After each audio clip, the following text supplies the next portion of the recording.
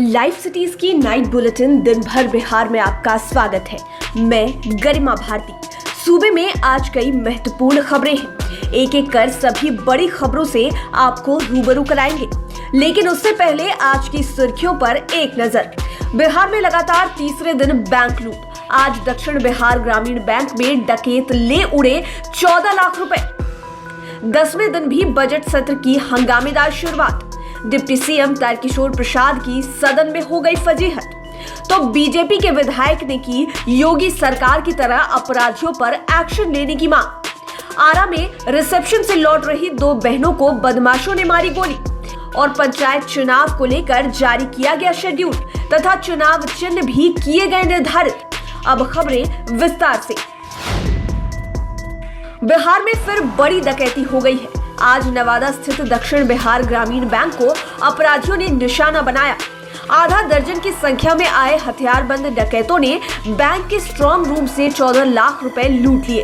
कर्मचारियों को बंधक बनाकर घटना को अंजाम दिया। डकैती की यह वारदात नारदीगंज स्थित बस्ती बीघा गांव में हुई है। जानकारी मिलते ही हिसवा और नारदीगंज थाने की पुलिस मौके पर पहुंच गई। बैंक में लगे सीसीटीवी कैमरे को फिलहाल खंगाला जा रहा है। बिहार में अपराधी किस कदर बेखौफ हो गए हैं, इसका अंदाजा 3 दिनों की घटनाओं को देखकर लगाया जा सकता है।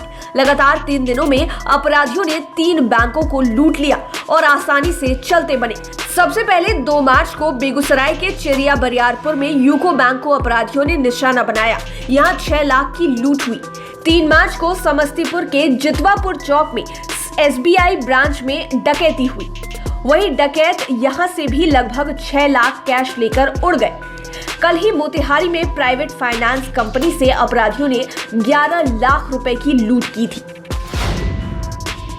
बजट सत्र का आज 10वां दिन था। आज भी इसकी हंगामेदार शुरुआत हुई। कार्रवाई की शुरुआत में ही विपक्ष ने हंगामा तेज कर दिया। भूमिहीनों को जमीन देने की मांग पर आरजेडी विधायक हंगामा करने लगे, जबकि CPI-ML के विधायक विधानसभा के बाहर बैनर पोस्टर लेकर प्रदर्शन करते दिखे। भूमि सुधार कानून लागू करने की मांग को लेकर माले विधायक विधानसभा के बाहर प्रदर्शन कर रहे थे। वे लोग शहरी गरीबों के लिए आवास नीति बनाने, भूमि सुधार कानून लागू करने समेत अन्य मांगे कर रहे थे।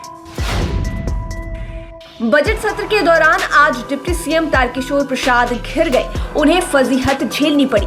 दरअसल प्रश्नोत्तर काल में नगर विकास विभाग की ओर से 4 सवालों के जवाब दिए जाने थे, लेकिन जवाब आए सिर्फ एक सवाल के। इसी पर विधानसभा अध्यक्ष ने आपत्ति जताई।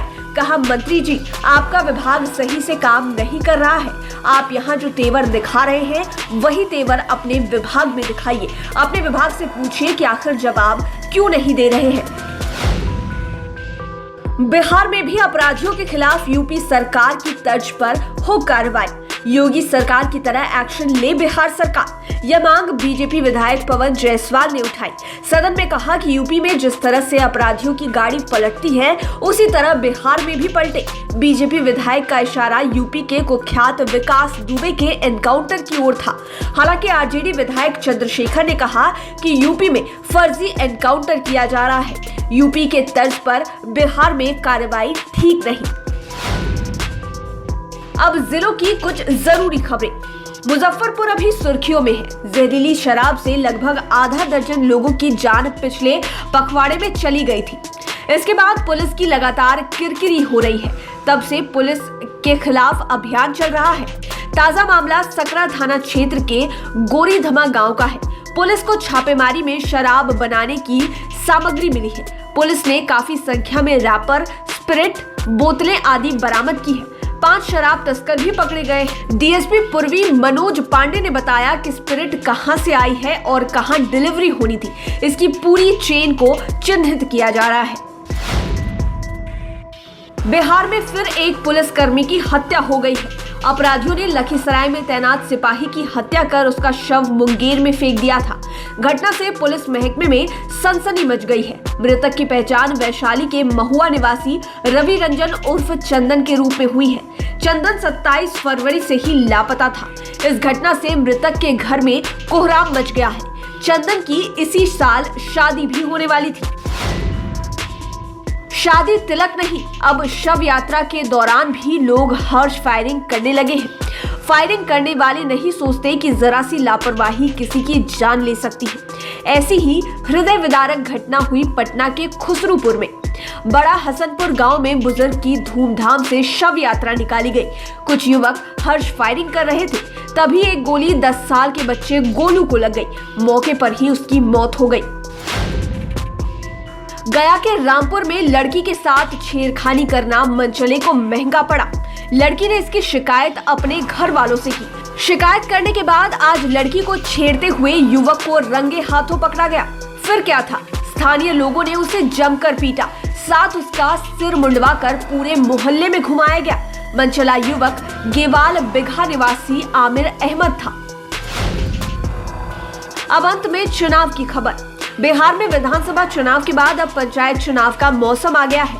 सभी 38 जिलों में 10 चरणों में वोटिंग होगी। शेड्यूल तय कर दिए गए हैं। इसके अनुसार पहले चरण में मधुबनी, सुपौल और अररिया, दूसरे चरण में दरभंगा, मधेपुरा, किशनगंज और सीतामढ़ी, तीसरे चरण में समस्तीपुर, सहरसा, पूर्णिया, शिवहर और शेखपुरा, चौथे चरण में पूर्वी चंपारण, कटिहार और बेगूसराय, पांचवें चरण में मुजफ्फरपुर, खगड़िया व सारण, छठे चरण में पश्चिम चंपारण, गोपालगंज, नालंदा और जहानाबाद, सातवें चरण में वैशाली, सिवान, भागलपुर और लखीसराय, आठवें चरण में पटना, मुंगेर, नवादा और बांका, नौवें चरण में जमुई, भोजपुर, गया और बक्सर तथा 10वें चरण में औरंगाबाद, अरवल, रोहतास और कैमूर में वोटिंग होगी। इसी के साथ निर्वाचन आयोग ने सभी 6 पदों के लिए 129 चुनाव चिन्ह जारी किए हैं। आपको बता दें कि मुखिया और जिला पार्षद के अलावा पंच, सरपंच, वार्ड सदस्य और पंचायत समिति सदस्य के लिए भी वोटिंग होगी। लाइव सिटीज की नाइट बुलेटिन में फिलहाल इतना ही। खबरों की दुनिया में बने रहने के लिए हमारे चैनल को सब्सक्राइब करें। लेटेस्ट अपडेट्स के लिए फेसबुक पेज को लाइक करें और साथ ही साथ आप हमें ट्विटर पर भी फॉलो कर सकते हैं। धन्यवाद।